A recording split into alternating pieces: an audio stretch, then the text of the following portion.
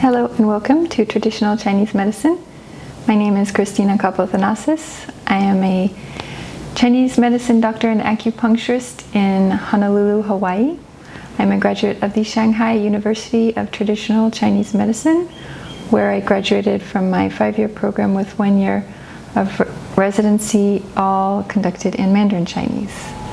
My mission is to help people incorporate Chinese medicine into their daily lives to promote health and well-being.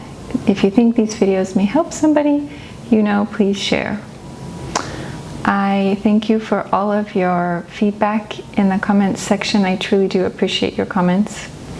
If you feel like checking out what I eat every day and getting inspired to eat cleaner, you can check out my Instagram at Chinese Medicine Hawaii. And I am working diligently on a very inclusive course that incorporates every single dietary and lifestyle change I have ever told any of my patients over the last 10 years. I keep reviewing it and thinking about more things to include in it. So when I think it's excellent, I will put that online and share it with you in the description box below. Today's case study is about a female born in 1966, and it is 2021, who came in with a myriad of symptoms, but we are focusing first on her insomnia and her watery loose stools, and then we will move to the rest of her symptoms. So I wanted to just have a fun snippet to share with you her improvement in the first 2 weeks. She's a petite lady, 4'11", weighing 95 pounds, and she's blood type A. She's already on a fairly clean diet, and we just presented her with my diet for her to be more strict on. She didn't test for any herbs during the first appointment, so I took that to mean that she needed to get all of the heat and inflammatory foods out of her system first, because she probably wouldn't absorb the herbs very well. She started with stools 3 times every morning, progressively starting loose and going to watery. They were different colors, golden to brown to green, depending on what she ate. And her sleep, she'd go to sleep at 10 to 11 p.m. and sleep for 6 hours. She cannot sleep for longer than 6 hours, no matter what time she goes to bed. And this was from years ago. She had to wake at 1 o'clock for a work commute, and after doing years of that, she couldn't sleep well after. She wakes in the 6 hours 1 to 2 times per night for urination, and takes her 1 to 2 times per night for 5 minutes, and 0 to 1 times per night for urination. Now her commute forces her to wake at 5, so if she could sleep, then at least she has time to sleep now, so that's a plus. She also noted that she has numbness in her fingers and toes. I wasn't going to focus on that at the beginning, but she commented on it in her second appointment, so I will share that with you too. After she basically started our diet, so her pulses, she had a beautiful tongue, pink thin white coating underneath, veins were normal, with no other odd things wrong. Her heart pulse said 25%. And her liver kidney looked pass. And I said, it's very odd that you don't sleep and your liver and kidney are pass. That doesn't quite make sense, but after she takes out all of those inflammatory foods, then I will probably see the real pulses the next appointment. And the first appointment, her lung, her spleen, and her large intestine were all 25%. So very dehydrated, especially from the loose to watery stools that she had 3 times a day, all in the morning.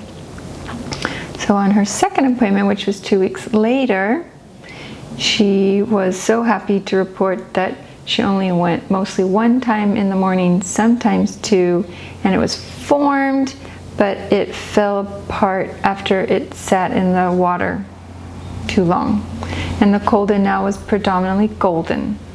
So we know that there's still a little heat in her, but it's much better than loose to watery stools 3 times a day.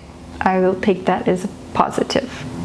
Her sleep was the same, still 6 hours, which sometimes sleep takes longer, sometimes it's a little faster. I wasn't deterred.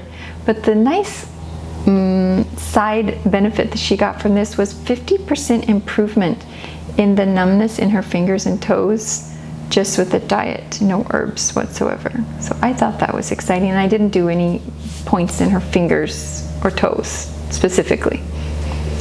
Her heart pulse went down to almost 0, and her liver and kidney pulse went down to 25% versus 50. So I knew that the foods that she was eating previously were just plumping them up and making them look past, but they were really inflamed. So now that she was on a cleaner diet, they were showing me the true colors, which makes much more sense to be that sleep deprived for several years. How long has it been?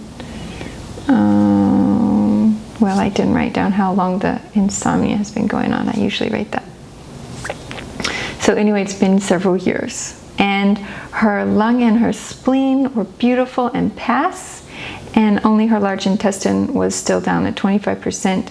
I think it will be better after we get her completely no more inflammation in the digestive system and beautiful form stools. So I went back to the pharmacy and I retested her. I was like, okay, what herbs? Usually people can handle herbs on their second visit. And she said, nope. Her body said, nope, nope, nope, to everything I tried. And I said, my gut told me it's because the golden in her stools, there was still stuff that she was eating that was too hot. So we went back to the drawing board and I grilled her. What do you eat every single day for every single meal and snack? And of course, if everybody could come here, just a second. Hold on, I'll be right back. Okay, sorry, I'm back.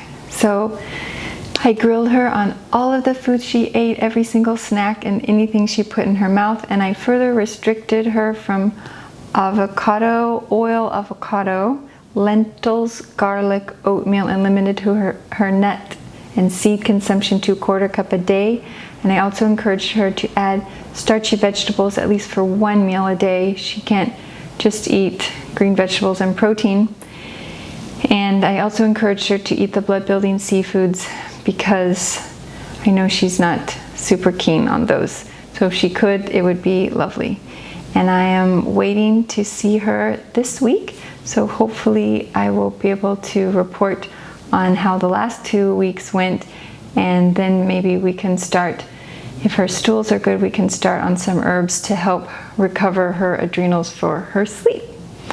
So that's my exciting news on basically food alone and what it did for her stools and her pulses, and I'm excited to report further. So until next time, thank you for watching, and mahalo.